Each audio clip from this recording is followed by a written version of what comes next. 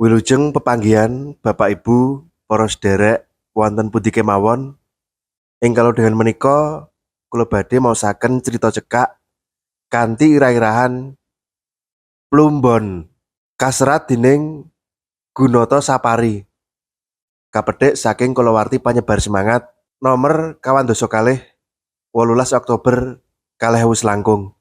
Saderenge kula nyuwun ngapunten, mbok bilih swanten kula niki rada serak mergi niki nembe flu. Nggih, monggo Bapak Ibu sugeng midhangetaken.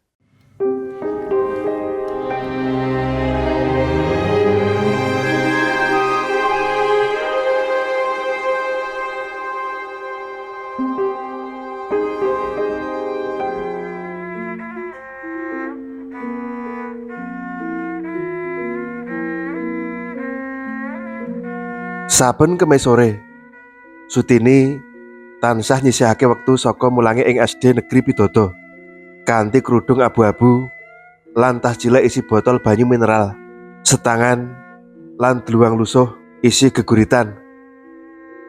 Dheweke munggah bis cilik saka Cepiring menyang Wonosari.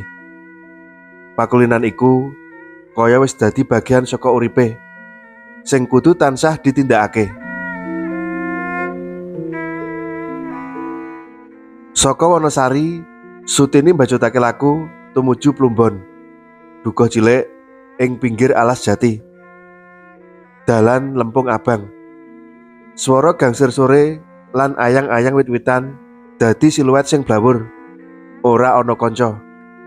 Lan sapa wae sing weruh lungane Sutini menyang Plumbon, ora tau tawa ngeterake. Ing tengah alas kuwi ana watu prasasti. Ana 8 jeneng kaukir: Mutinah, Joysato, Darsono, Sahroni, Yusuf, Sukandar, Dulkamit lan Surono. Ora ana jeneng sastra. Nanging Sutini ora nate tida-tida. Ing lemah kuwi balunge mbahne dikubur. Sastra sawijining pamong desa. Seneng nulis geguritan lan mbiyantu tangga. Dudu politikus. Nanging ing taun peteng kuwi wong-wong kasebut mati tanpa kudu nganggo alesan. Sutini nyadong dedonga. Tangise brebel, alon lan tanpa swara. Nanging dadane gemeter. Dongane ora minta keadilan, mung siji pangajabe. Supaya mbahne ngerti isih ana wong siji kang eling, kang nyebut jenenge lan nulis bali bab dheweke.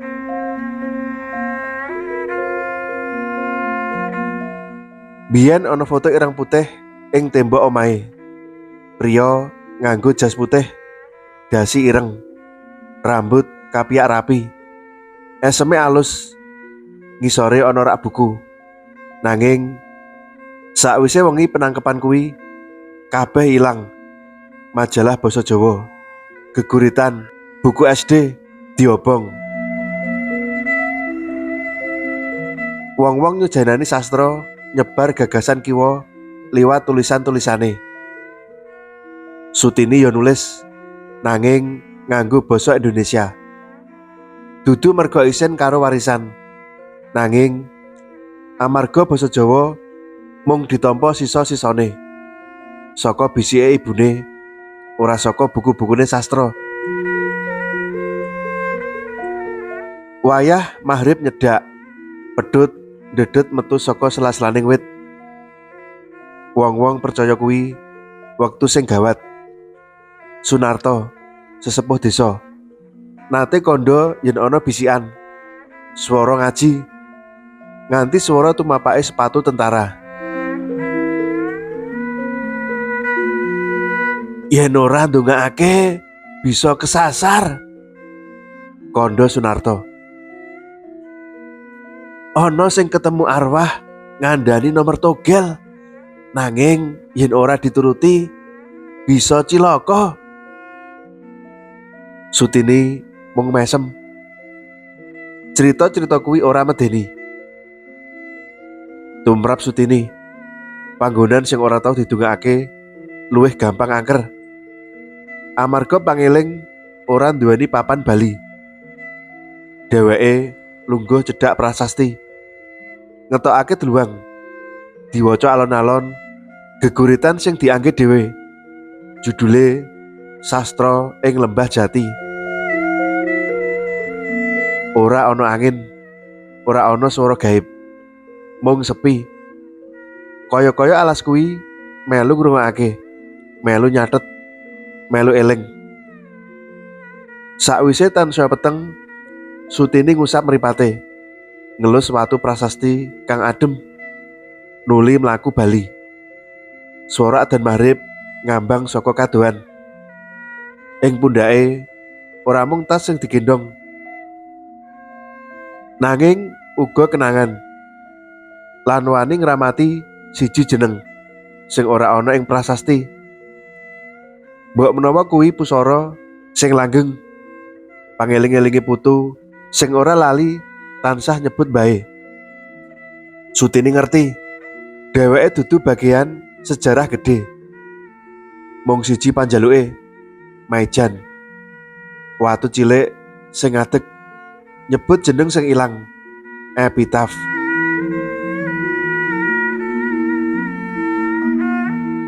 Saben Kemis sore, Sutini bali menyang Plumbon. Dudu alas sing gong liwang-liwung. Plumbon kuwi mung gegrumbulan, lemahe garing lan ambune kaya areng. Ing kono miturut para sesepuh, mayit dibuang kaya rongsokan, kalebu mbahe Sutini. Wong desa nyebut Pak Sastra, pamong desa. Wonge meneng, ora seneng bab politik. Nanging sakwijining esuk jenenge disebut ing langgar. Wiwit kuwi dheweke ora bali. Sutini cilik yen takon ibune mung dijawab, "Mbahmu digawa wong-wong, pemuda-pemuda." Mung kuwi, ora ana upacara, ora ana panguburan.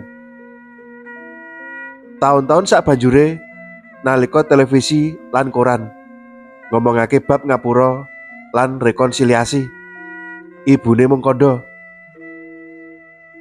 "Mbahmu mung butuh patokan, butuh maijan, dudu omongan." Sutini ngerti negara duwe rencana rekonsiliasi. Sejarah dilurusake, pengakuan korban. Nanging kabeh kuwi kaya swara saka radio rusak, ribut nanging ora cetha. Sutini tau diundang forum penyintas.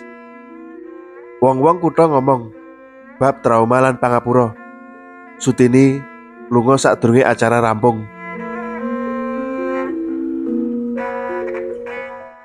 Wong-wong kutha ngrembug bab trauma lan lara ati, kaya maca puisi. Jare Sutini, "Kita mung kepengin ngerti balung-balunge mbah kita dikubur ing endi." Saben teka, Sutini nggawa kembang kamboja lan kertas teles keringet. Ditulisi jeneng Sastra Dharma Kusuma, ditempel ing watu. Lungguh meneng. Angin ngelus godhong, alas melu ndongakake. Sutini ngerti, mbok menawa kuwi dudu papane mbahe, mung pangira-ira. Nanging dheweke butuh panggonan, dudu ideologi, dudu seminar. Butuh papan kanggo nangis sing durung oyot lan gegodhongan.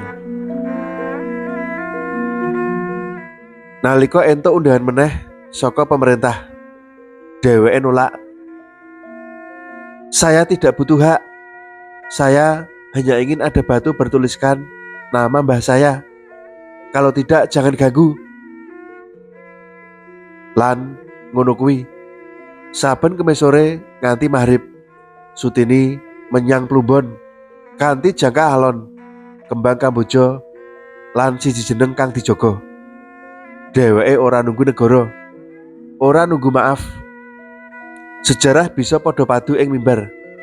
nanging loro kaya katresnan, mung butuh maijan cilik ing alas sepi. Nalika maghrib teka, alas plumbon ngowahi wujud. Cahya sore minggat saka sela-selaning wit jati lan gegerumbulan. Swasana dadi adem, lembab, kaya napas lemah sing nyimpen wewadi suwe. Angin alon ngelus godhong garing sing tiba kaya tangan-tangan cilik sing pasrah. Langit dadi kuning abu-abu, banjur dadi jingga peteng. Manuk cilik cepet-cepet bali menyang pang, banjur sepi.